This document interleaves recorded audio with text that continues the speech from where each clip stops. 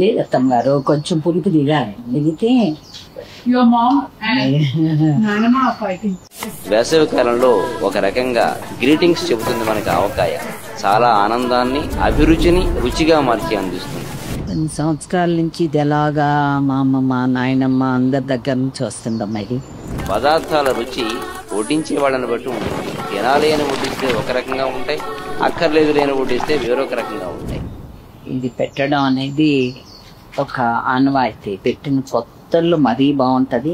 ఆ కొత్త ఆవకాయ తీసి పెద్ద బేసిన్ లో కలిపి అన్నం ఇంత నూనె పోసి నూతి చట్టా మీద పిల్లలందరినీ చుట్టూ కూర్చోపెట్టి అమ్మ చేతిలో బేసిని పెట్టుకుని ఆ కొత్త ఊరగాయ ముద్దలు ఒక్కొక్కడి చేతిలో పెట్టినప్పుడు మళ్ళీ తన వరకు వచ్చే లోపల తిన్న ఆవకాయ ముద్ద అన్నపు రుచి నీకు స్వర్గం ఉన్నది అని నువ్వు అనుకుంటే దాని సుఖం కూడా అంత ఉంటుందో లేదో నేను చెప్పలేదు.